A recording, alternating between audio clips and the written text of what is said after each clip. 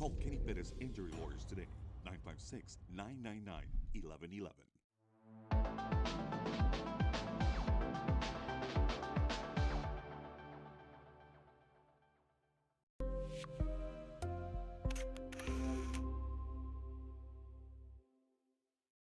Sunny Glen Children's Home has provided a place of hope for every child since 1936. If you'd like more information on Sunny Glen and the services we offer, please visit us at www.sunnyglen.org.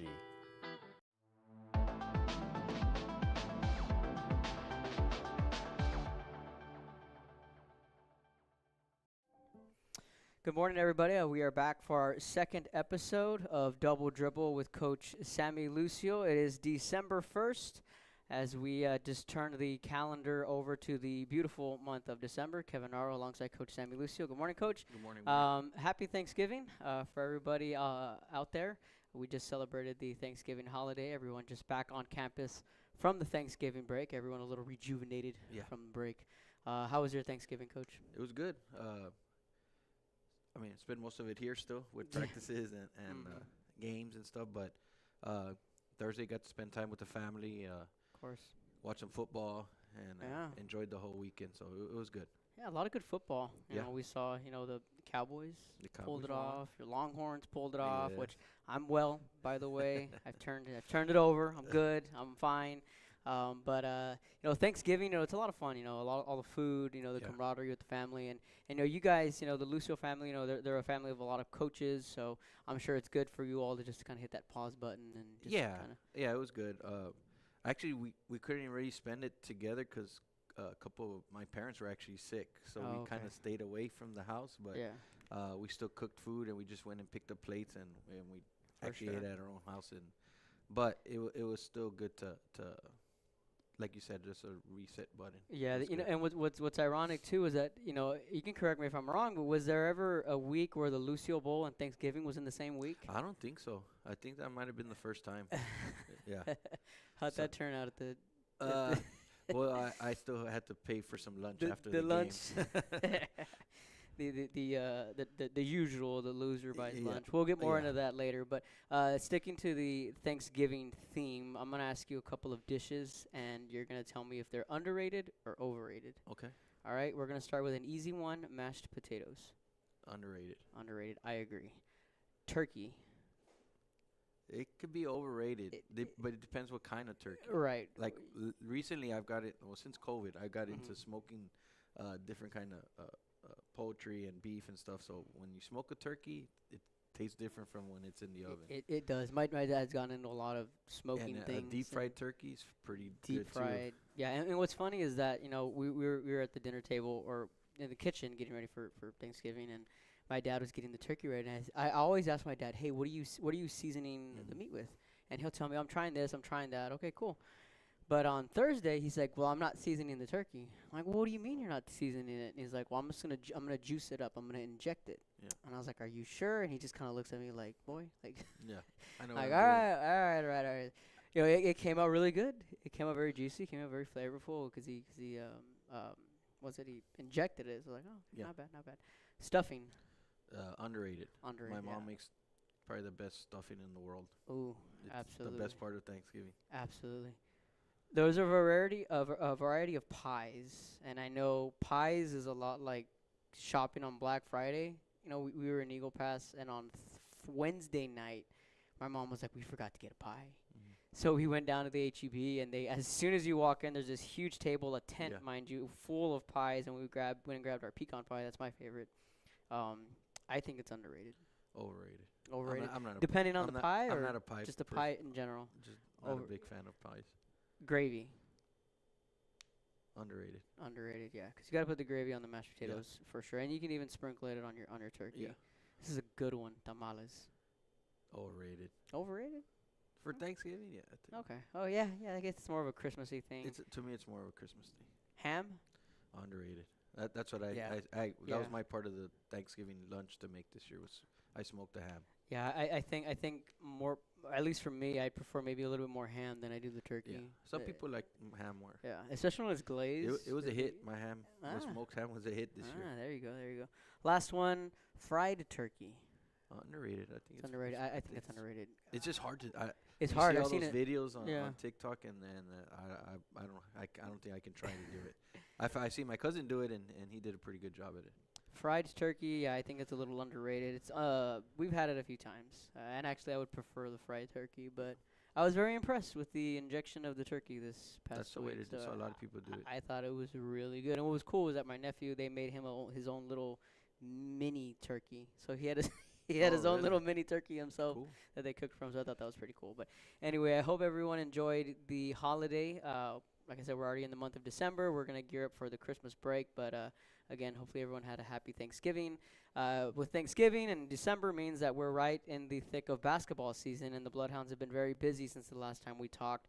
We're going to recap the Los Fresnos tournament, recap the Hannah game from last week, and the Bloodhounds, mind you, are coming off a win against Santa Rosa on Saturday. It was a nice win from the Bloodhounds.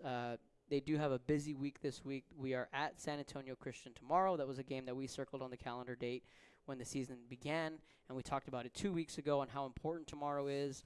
And then after tomorrow's matchup against the Lions, the Bloodhounds will take part in the BISD tournament. So we'll break down the Sacks matchup and the BISD tournament later in the show. But Coach, starting from the top, and we're just gonna briefly recap the Los Fresnos tournament and some things that we saw that we liked, maybe some things that we felt we needed to clean up.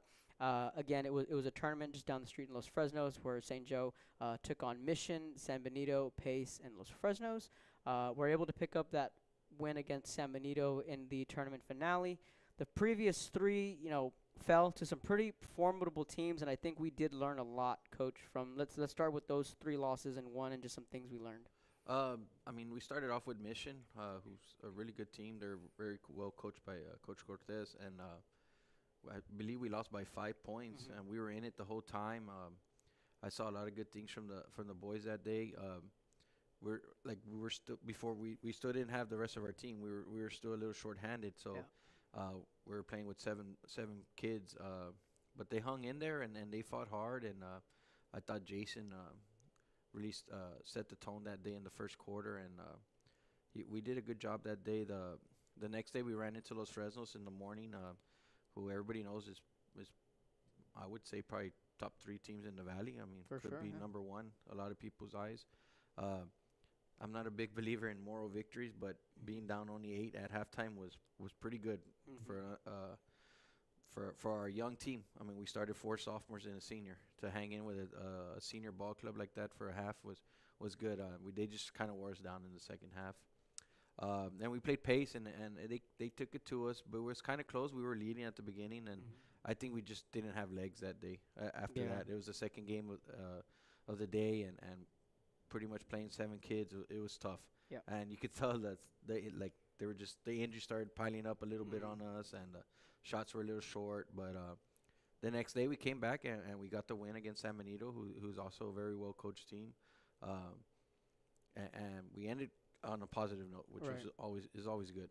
Right, and that win, against San Benito, I really want to dissect that one because we saw where we were up by 20, and then San Benito comes back. They take the lead, and then we come right back in that fourth quarter. So that was like a gut check win for some young guys who haven't seen that level yet, and to see the way they responded in that fourth quarter, and the resiliency those young guys showed, and just talk about that, just how the kids managed to fight back. I mean, we got a shout out to Josh Gomez that day. He just caught fire. He scored 29 points.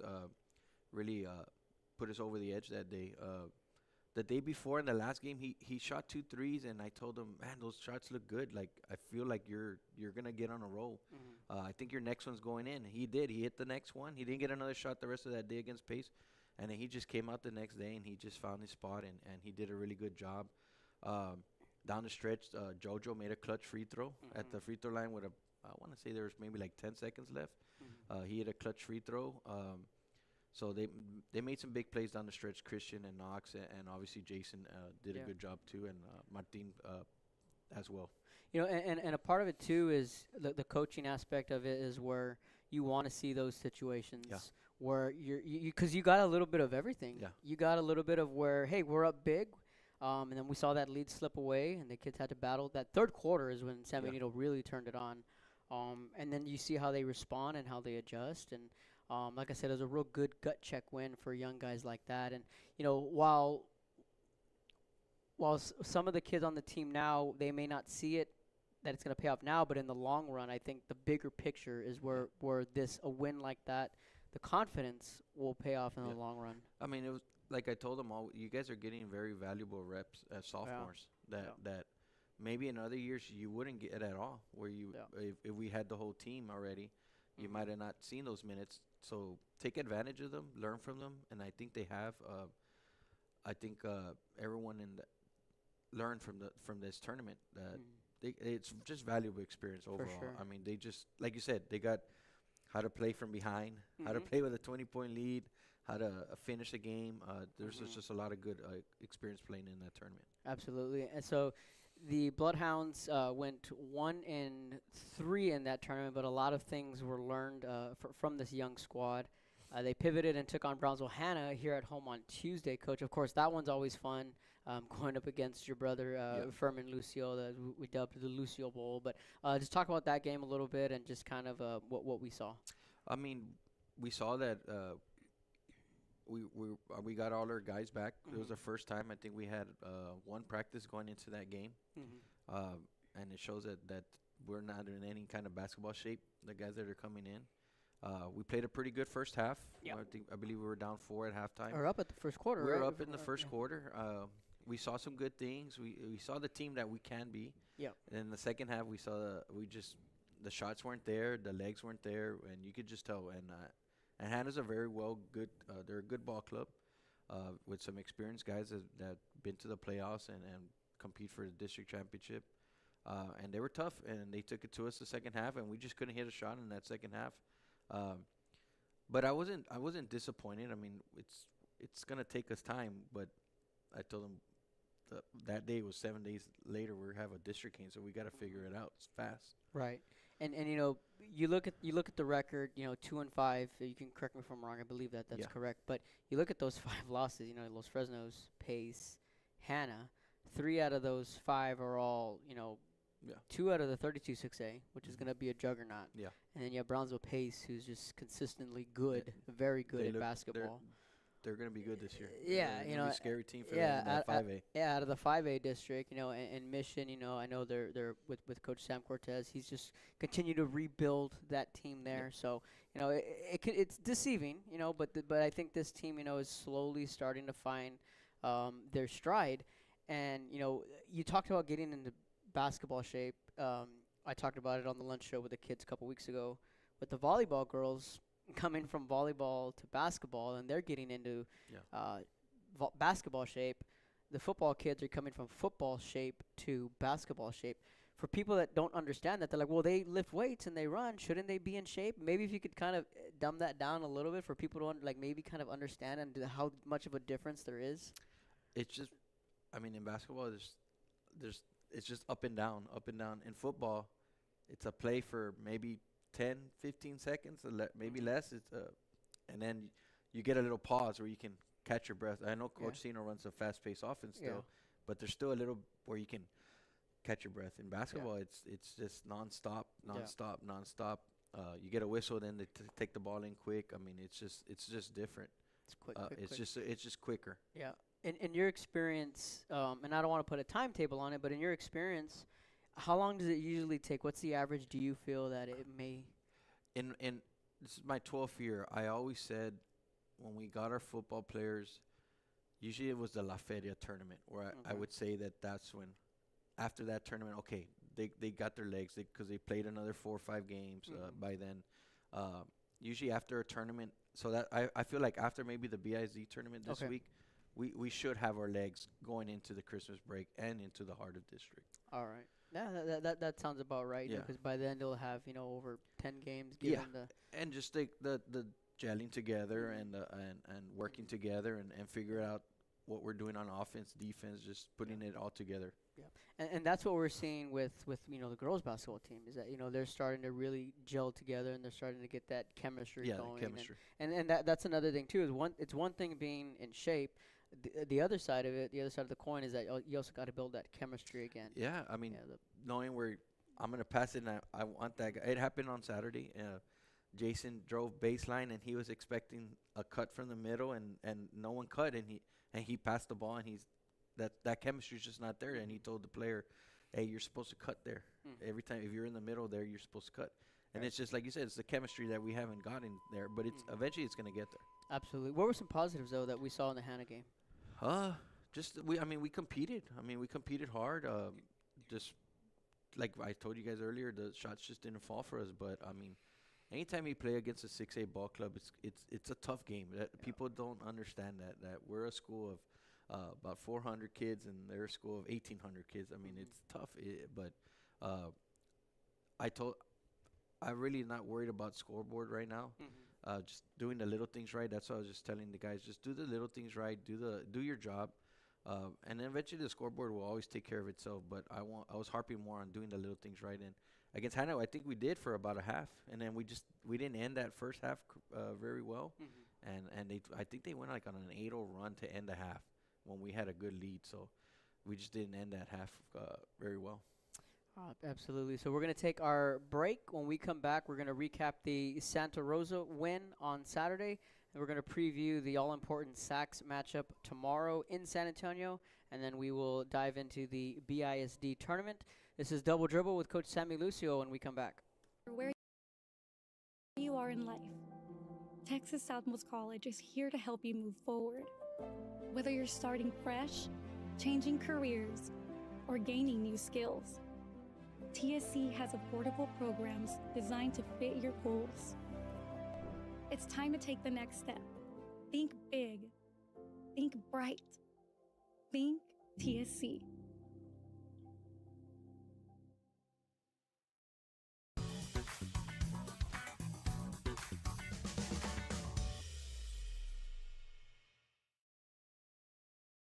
There's no place like Sherryland ISD. Returning students need to district work here, learn here, or tuition-based enrollment. Register now. Call 956-584-6408. Sherryland ISD. Excellence is our tradition.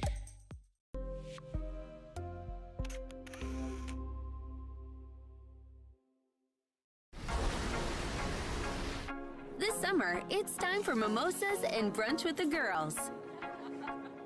A beachside lunch with the kiddos. Delicious Bayside burgers. And world-famous fried shrimp with a cold one. South Padre Island has your breakfast, lunch, and dinner plans covered. Book your summer getaway today. Visit sopadre.com.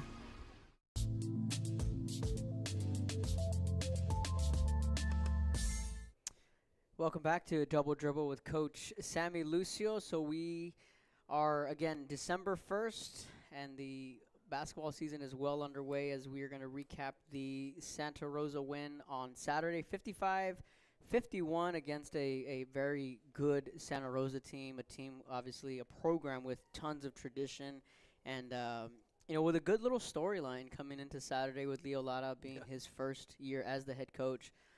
If you're a basketball fan here in the Valley, that name rings a bell. To me, he's one of the top at least 3 players really in the last 25 years, I think. Yeah, I'll tell you right now, Jerry Martinez, Leo Lara, and Eli Terry. Yeah. That's because I left Ryan Garza off that list, and I'm only going top 3. But we can go on for days with that. But yeah, I mean, Leo was a dude in this. No, he was really good. My first year, we played against him, Santa Rosa, when they were ranked in the state, and we actually beat them in overtime. Then the junior year they took it to us over there, and then his senior year they beat us in overtime here at St. Joe when they went to the Final Four. So it was always a battle. Santa Rosa travels very well. You saw that on Saturday. Those games used to get packed, and I actually told him after the game, I was like, man, I feel old, like that I'm coaching against a kid that we played against, and he kind of laughed and he said, "Yeah, I remember those games. They were always fun to play." Yeah, and that's what I mentioned on air was that if you followed, Warrior basketball or Bloodhound basketball over the last 10 years, that it's a friendly. It's a friendly. It's not a it's not a vicious rivalry where they don't like each other, but it's a good friendly rivalry that it's two small schools that love their basketball and that always put on a good showing. And Saturday was no different. And we talked about it earlier, and I thought, finishing up on the Leo thing was that he fit the part. Yeah. I think he's going to do well there, and with the team that he has, and just mind you, if you don't know, but he just came from Santa Maria, where he was under Johnny Cipriano, who was his coach. Yeah. So there's a lot of things that Leo had to have learned under Cipri. Oh yeah, they're going to be good for a long. I mean, he's going to be a very successful coach there. I mean, when you're a hometown hero, you get to coach at your hometown school. I'm sure he has the support of the community. Yeah, because he's just what he's done there. Yeah. They're going to be successful, and hopefully we can continue to play this game because it gets us ready. I mean, it was a perfect game before we play Saks for us. Absolutely, and we call that the dress rehearsal, really, just to kind of dress things up a little bit. So, but again, this game had a little bit and then some. Santa Rosa, defensively, Bloodhounds held to 5 points in that first quarter. And then they pop off for 24 in the second quarter, and Randy Flores kind of just awakens himself. And if you remember Randy, he dropped up to 31 piece his freshman year here at St. Joe. Last year he missed the year because of an ACL injury. This year he comes back with, 19 in the first half. Yeah. And, I mean, it became a track race of a game. And I thought that was a good test for us. Oh, yeah. He's a great player. I mean, a lot of people probably don't know because it's a small school, but man, he's really good. Yeah. I mean, I wouldn't say he's underrated, but just people might not know about him, but he's really good. Yeah, well, especially because he missed out last year. And he missed out last year. People may have forgotten. Forgot about him. I didn't. No, we didn't. I remember his freshman year. And, that I told Coach Nava at halftime, I was like, can you please check the book to see how many he has? I'm sure he has at least 20-some, close to, I think they had 26, you said 24, 29 at the half. Yep, 30, 29 was the half. Yeah, so I was like, he's got to have at least 22 to 25 points of those. And I was like, we got to slow him down somehow. And Nava comes back and he's like, he has 19. I was like, wow. He's just a great player. Yeah. We had to figure out, so in the third quarter, we came out, we just threw different guys at him. And I wouldn't say we stopped him, but we slowed him down where he only had 7 to 8 points in the second half. That's a win. That's a win. That's a win. And Badillo, number 2, you mentioned he got in some foul trouble. I mean, that kid was very. You know who he? I don't want to compare him to AB Lozano, but he kind of had that AB-esque to him. He was very fast. Very fast. Very fast. Break the press. We were lucky that he was in foul trouble. Another guy who I really enjoy watching play was Austin Bettis. Number 3. Number 3. Yeah, he's good. He's a good basketball player. I don't think he missed a mid-range jump shot. At least it didn't feel like it. You remember his brother Ryan? Yeah. Yeah, he got to catch up with him a little bit. So I mean, they were a very good team, and it was good for us to see that. Good to see how teams can just erupt for 24 and guys can shoot really well. Because we see that in this district. And, again, it was the second game back with a complete team. And we saw a little bit of good, and then we saw a little bit of things we need to clean up as far as the good thing is that they're coachable things, little IQ things that I'm sure you've already talked with and you're going to talk again today at practice. It's just the possessions down the stretch. Yeah. Where let's go to that 3-minute stretch where we're up by a couple of possessions and just not some wise things that we did. Yeah. And obviously, what's the conversation with that and how you clean those things up? I mean, when a team's sitting in a zone and we're up 5 to 6 points at maybe with 3 minutes, why are we in a hurry? Yeah. We could move the ball until they get out of their zone and then we can attack it. But we just. I don't know. We were in a hurry, and we just, I guess, wanted to extend the lead. But we just got to get smarter with our basketball IQ. And I told them, I was like, there's no reason we should be shooting threes when we're up 6 with 3 minutes. We got the lead. We should just look for a layup or open shots. And then I think we shot a 3-pointer when we're up 2 with about a minute. And we didn't make it, and they got the rebound. They got a timeout. Luckily, we stopped them.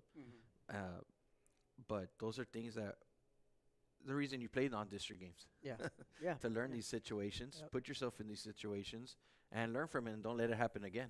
And I think they learned. and I'm hoping tomorrow. Hopefully, we're not in that situation. Yeah. Hopefully, we can get a bigger lead, but it's going to happen again this year. We're going to be in that situation again. Yeah. So, did we learn from this, or did we not learn from it? We've seen Jason become a little more aggressive with the ball, attacking the rim, and I think, it's no secret, as he goes, this offense goes. And when he's attacking the rim, when he's making plays happen, I think that's when this team can be really, really good. Yeah, Jason had a good game. He's kind of had a little struggle there in the first quarter. We had to get after him a little bit with the turnovers. But once I did that, he snapped out of it, and he did a good job. Him having Gavin is helping him relieve the ball duties all the time, which is good because Gavin's a very good decision maker as well with the basketball, and he gets people involved, and he's aggressive too. He can get in the paint when he wants. Quarterback. He's a quarterback. Gets the ball out. Yeah, he can find open guys. Just getting everybody back, but once we get that chemistry together as a whole team, I believe we can be a very dangerous team. For sure. One thing that stood out to me and I forgot to mention to you was, the third quarter through the first 6 games was, like you said, was our Achilles heel. Saturday, the third quarter was a complete opposite. We saw a completely different team in that third quarter. What was the difference? I've been trying to harp that the first 3 minutes of the half are probably the most important 3 minutes of the game. Like, either we're going to win this game in these first 3 minutes or we're going to lose it, just the way we come out. And we came out, and I think we extended the lead to about 9 or 11, somewhere around there. And it was a much better coming out in the second half. We've struggled. The third quarter has been our Achilles heel coming out of half. So hopefully that's a trend up that we're going to have now. Absolutely. So the Bloodhounds again get the win 55-51 against the Santa Rosa Warriors. We have the Sacs matchup tomorrow, and then the BISD starting later this week. Let's talk a little bit about Sacs, Coach, and ready or not, tomorrow's December 2nd. Like I said, a day that we circled on the calendar, and a big game for the boys. And just what's the preparation going into Sacs? What we've seen on film on Sacs is that they run a lot of 2-3 zone, but they do press a little bit on makes. Kind of like what Santa Rosa did to us, so which is good. It was a good preparation for them. Their quarterback, I forgot, Gilroy, I think. Oh, yes, from Sacs. From Sacs, he's their center. He's a big kid, can rebound well. Number 11's a very good point guard that can shoot. He can drive. Then they got another 3-point shooter, number 4. So we kind of know our matchups, what we're going into this game. We know traveling on the road is going to be tough. It always is in this district.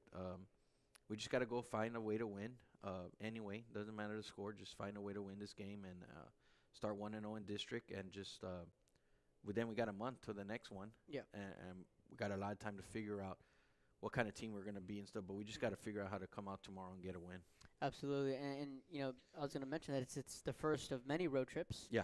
And it's such a daunting start to district where it's at Sacs, at Laredo right out of the gate, sandwiched in between a month of tournaments and non-district games. What are a couple keys for the boys tomorrow to get that win? We got to take care of the basketball. I mean, that's number one. We had 24 turnovers on Saturday. That's a lot. That's way too much.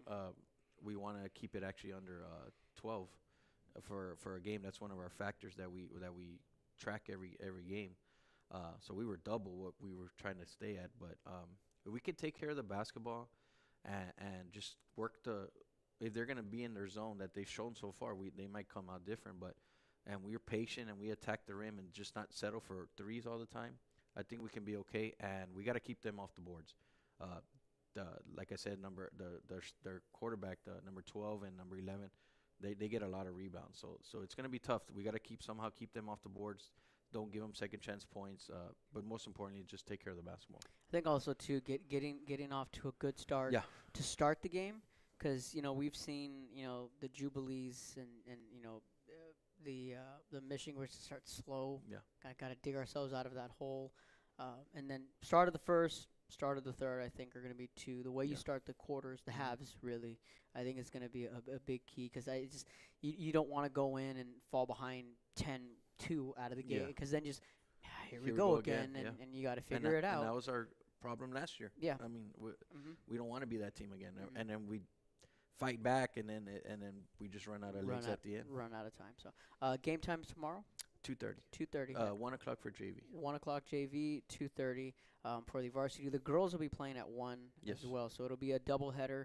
I imagine the JV is going to be playing in the back gym Yes. at the 1 o'clock. Yes. Okay, so tomorrow we will be there at San Antonio Christian for the girls game at 1, and then the boys varsity followed at 2:30. So we will have that doubleheader for you live for the varsity action in the main gym. So stay tuned for that. If you cannot make the trip up to San Antonio, we got you covered on the Bloodhound channel. Fast forwarding later in the week, we do have the BISD tournament, and the Bloodhounds will be in Pool C. I'm just now looking at this, and this is mighty impressive. It's good. Pool C, we have North Mission, Los Fresnos, and Brownsville Lopez all in the pool with us. In Pool D, you have Brownsville Porter, Harlingen, Rivera, and Riverview. Pool B, you have Pace, Port Isabel, San Benito, South Texas Saints, who is a homeschool.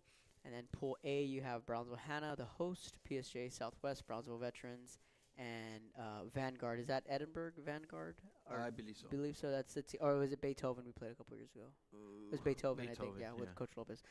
So Vanguard. But you look at this tournament as a whole. I mean, there's you have Harlingen, you have PI, you have San Benito, you have Pace, Brownsville Veterans, you have Hannah, and then you have Los Fresnos, you have Lopez, all in this tournament. So when you first looked at it, what was your knee-jerk reaction? We're in a tough pool. Yeah. But it's Idea yeah. Mission. It's Idea Mission North, I believe. Yeah, the black team, the Rockets. But they're good. They've They've been very good they're in the good. last few Yeah. years. So Yeah. I think we're in a very tough pool. Lopez is going to be tough as well. And Los Fresnos, we've already played them. Yeah, and you got to see a little bit of Lopez in the scrimmage earlier this year, right? See, our first game will be Thursday at 4:30. Yeah. Against Brownsville Lopez. Yes. And that'll be at Hannah in the main gym. And then later that evening at 7:30 will be the Los Fresnos game, also in the main gym. Yes. So 2 really good teams on Yeah. that first day. Yeah, it's going to be tough. I mean, 2 tough games, but I'm excited for the BISD tournament. It's always a fun tournament to go to. We're always going to play some good competition, and it's close to here to St. Joe. We don't have to travel far, which is always a good thing. And then on Friday at 9 a.m. Yeah. And I assume that's the old gym. Yeah. Against North Mission at 9 a.m. And then Depending after that. So, but it's a good, very good tournament. I know it's good that we're gonna get, Lopez and Los Fresnos to give it another crack at it. Yeah, and just really learn where we're anytime we play those 5A, 6A teams, it's always good for us. I mean, just go out there and see if we can compete with Los Fresnos and with and the team's gonna look different. Yeah, it's gonna be a different looking team. And see how we can adjust. And the second time we play somebody like in district, we're gonna have to adjust and change things up and see how we do. Yeah, absolutely. So I think this is a pretty good tournament overall. Like I say, you have Harlingen on the other side. You have Porter, who they beat some people in the scrimmage you saw earlier. Porter's good. Rivera, is always, they're players. scrappy. They got that shooter. Yeah. San Benito, PI, Pace. I mean, that's a really good pool right there, Pool B. And, of course, you have Vets who, they're expected to have a big year. And, of course, we already saw Hannah. So, yeah, not a bad tournament. So, again, Pool C for the Bloodhounds. It'll be Brownsville Lopez, Los Fresnos, and Idea North Mission all in the pool. So, that tournament will start on Thursday. The Bloodhounds' first game, again, will be at 4:30. The girls will also be at the BISD tournament. So, just stay tuned on our social media. We'll update you as that goes on. So, Coach, any final thoughts before we wrap up? Just tune in if you can't make it to San Antonio to watch the game. Boys have been working hard, and they're excited to start district. And if you can make it out this weekend to the BISD tournament, just to go support the Brownsville tournament so we can keep it going.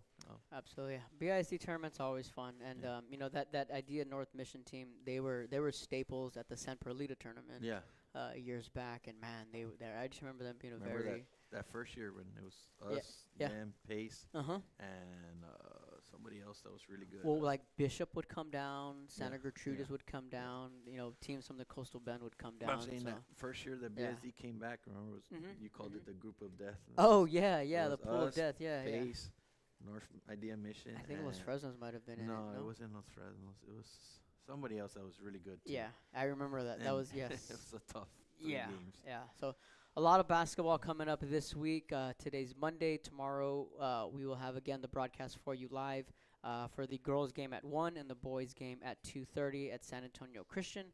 Luncheon with the Hounds will be back on Wednesday as we are back on campus here at St. Joe, and then we'll jump right into tournament play Thursday, Friday, Saturday. We also have soccer here at home on Wednesday. And then they will have their district opener on Saturday here against Laredo. So it is a jam-packed week of Bloodhound Athletics. Coach Sammy Lucio, thanks for Thank you, joining me. guys. We will be back next Monday, back here in the Bloodhound Cafe at 10 a.m. Again, a special thank you to Miss Amanda and everyone here in the Bloodhound Cafe. We will see you guys next week. If you've been in a car crash, call Kenny. We're available to take your call 24/7, and we don't charge a fee unless we win your case. When you're in a car crash, call Kenny. Call 999-1111 now for a free consultation.